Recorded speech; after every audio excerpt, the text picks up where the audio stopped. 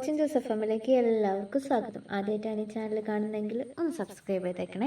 പവിത്രത്തിൻ്റെ ഇന്നത്തെ എപ്പിസോഡ് തുടങ്ങുന്നത് തന്നെ പോലീസ് സ്റ്റേഷനിലെത്തിയ വിക്രമിൻ്റെ കൂട്ടുകാരെയാണ്. പോലീസ് അവരെ ആദ്യം കടത്തി വിട്ടില്ല. കുറേ പറഞ്ഞപ്പോഴാണ് അവരെ കടത്തി വിട്ടത്. വിക്രമിനെ കണ്ടതും നടന്ന കാര്യങ്ങൾ അന്വേഷിക്കുന്നുണ്ട് അവൻ്റെ കൂട്ടുകാർ. വിക്രം നടന്ന കാര്യങ്ങളെല്ലാം പറയുന്നുണ്ട്. പിന്നീട് കാണിക്കുന്നത് കുട്ടൻ വേദയെ വിളിച്ച് വിക്രമിനെ കാണാൻ പോകാത്തത് എന്താണെന്ന് ചോദിക്കുകയാണ്. വേദ പറയുന്നുണ്ട്, ഞാൻ കാണാൻ ചെന്നാൽ വിക്രമിന് കൂടുതൽ സങ്കടം ആകുമെന്നും പറഞ്ഞ് കോൾ കട്ട് ചെയ്തതും വേദ പോയത് അയൽപ്പക്കത്തെ വീട്ടിലേക്കായിരുന്നു. അവിടെ വീടിൻ്റെ ഉടമ ഉണ്ടായിരുന്നു. വേദ അയാളോട് രമ്യയെക്കുറിച്ച് അന്വേഷിക്കുന്നുണ്ട്. അങ്ങനെ വേദ തിരിച്ച് വീട്ടിലേക്ക് പോവുകയാണ്. വീട്ടിലെത്തിയതും കണ്ടത് വിനായകനും നന്ദിനിയും പുറത്തേക്ക് പോകുന്നതാണ്. വിനായകനെ കണ്ടതും വേദ ചോദിക്കുന്നുണ്ട് രമ്യയുടെ ഡീറ്റെയിൽസ്. എന്നാൽ വിനായകൻ ഉത്തരം കിട്ടാതെ ഓരോ കള്ളങ്ങൾ പറയുന്നുണ്ട്.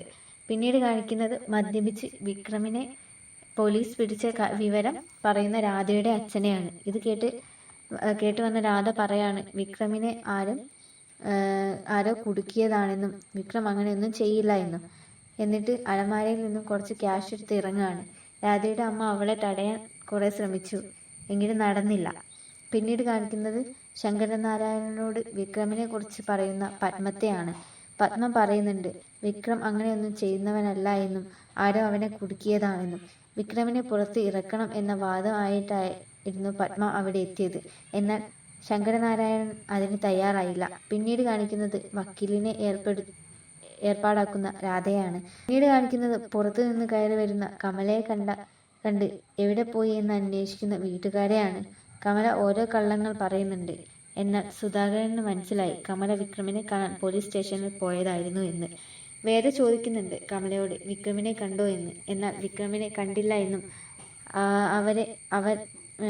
അവനെ കാണാൻ പോലീസുകാർ സമ്മതിച്ചില്ല എന്നും.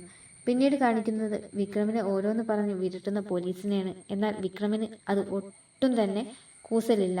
പിന്നീട് കാണിക്കുന്നത് കരഞ്ഞുകൊണ്ട് ഭക്ഷണം കഴിക്കുന്ന മാലതിയാണ്. കരഞ്ഞുകൊണ്ട് മാലതി രാധയെ കുറ്റപ്പെടുത്തി ഓരോന്ന് പറയുന്നുണ്ട്. അപ്പോഴാണ് രാധയുടെ ഫോണിലേക്ക് വക്കീൽ വിളിക്കുന്നതും നാളെ തന്നെ ജാമ്യം എടുക്കാമെന്നും പറയുന്നുണ്ട്. പിന്നീട് കാണിക്കുന്നത് വിക്രമിൻ്റെ കേസിൻ്റെ കാര്യം ആലോചിച്ചിരിക്കുന്ന വേദയാണ്. വേദയ്ക്ക് ഇതിൽ ആരൊക്കെയോ സംശയമുണ്ട്. അപ്പോഴാണ് ശ്രീജ അവിടേക്ക് വരുന്നത്. ശ്രീജയോട് തൻ്റെ സംശയങ്ങളെല്ലാം പങ്കുവയ്ക്കുകയാണ് വേദ. ഇതോടുകൂടി പവിത്രത്തിൻ്റെ ഇന്നത്തെ എപ്പിസോഡ് അവസാനിക്കുകയാണ്. അടുത്ത എപ്പിസോഡായിട്ട് വരുന്നവരെ ടാറ്റാ, ബൈ ബൈ.